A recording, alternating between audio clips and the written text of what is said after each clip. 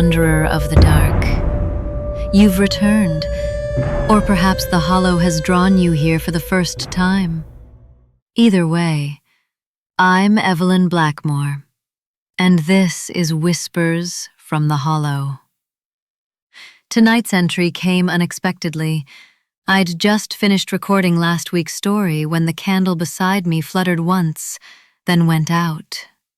The air went still, heavy. I relit it, and there it was. Fresh ink, still glistening like blood beneath a waxing moon. No heading, just a name. Margot. The portrait hung in the guest room of an estate nestled deep in the folds of Blackmere Valley, a crumbling old mansion known only to time and ivy. Its roof slouched beneath the weight of centuries, and its walls had long since ceased to resist the creeping fog. No one alive could say who painted the portrait, or even when. The canvas was faded at the edges, but the girl it held, Margot, remained as vivid as if she had just stepped from a dream. Pale skin like candle wax, hair the color of gold, and eyes that seemed to shift subtly, following whoever dared sleep beneath them. Most guests dismissed it as an illusion at first, a trick of light. But every one of them, every single one, complained of something unnatural. Not fear exactly, not dread, something quieter, subtler. Sleep would not come. Not for the creaks or the wind or even the house's bones.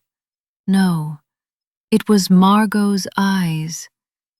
Guests claimed they moved, not wildly, not obviously, just enough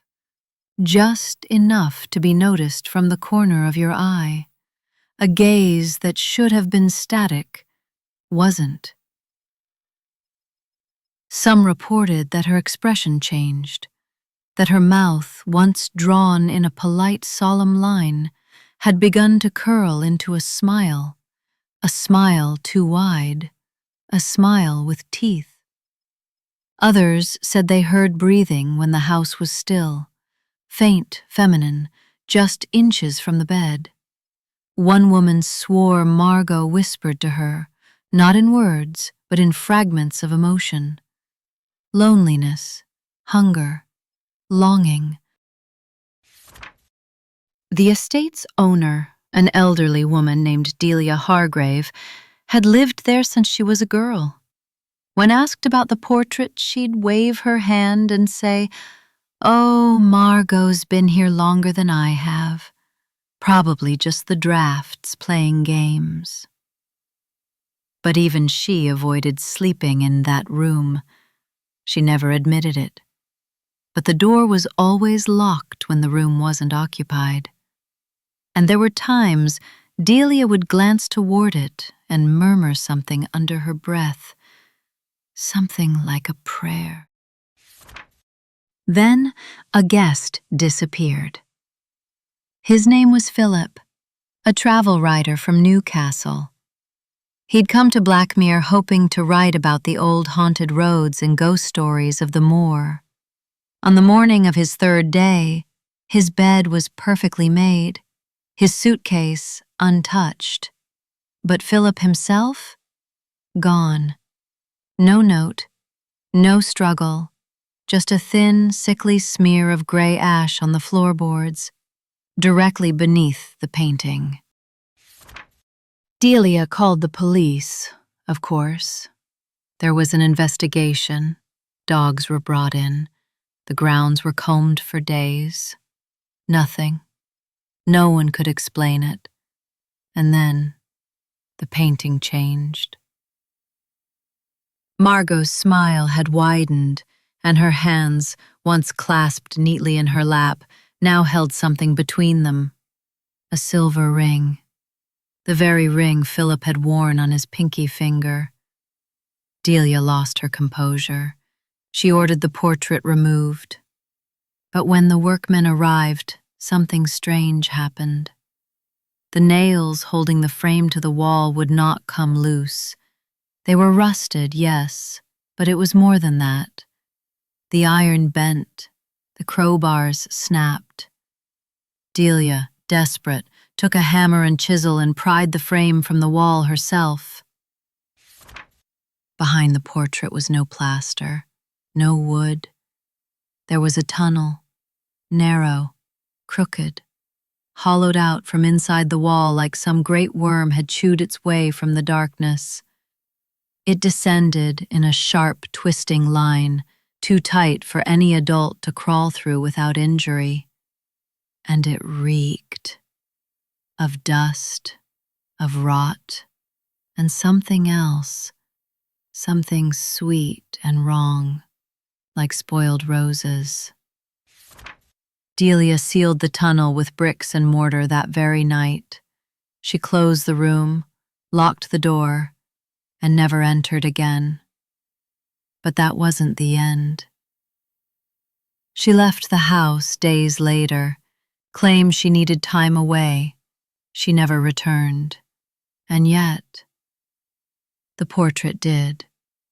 Months later, the next family to purchase the home, a young couple named the Elders, found it already hanging in the guest room, fully restored, canvas clean, Margot unchanged, and still smiling.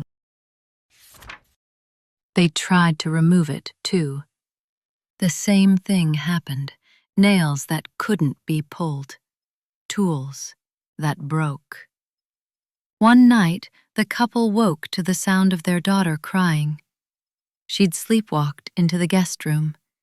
She was standing in front of the painting, whispering something in a voice not her own, a language the parents didn't know. They sold the house the following week. Since then, the estate has changed hands a dozen times. No one stays longer than a year. Some claim to hear footsteps in the guest room, light, careful. Others speak of waking dreams, of standing inside the portrait, looking out.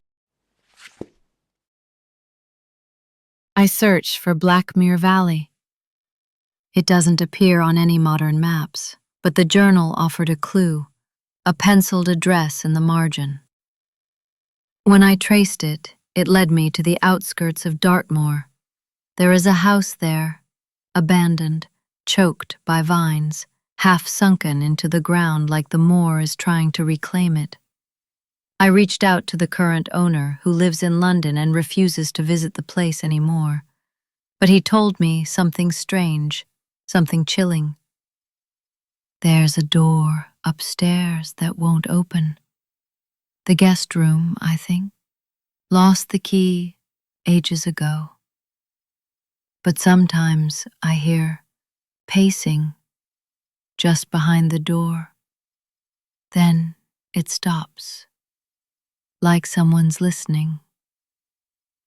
He laughed afterward, tried to play it off, said it was probably rats or wind, but his voice shook. Margot remains, waiting, smiling. If you ever find yourself the heir to a strange old house, darling listener, take care. Let the locks rust, let the halls grow cold, but never trust the portraits. Never turn your back on a painted smile. And if the eyes follow you, don't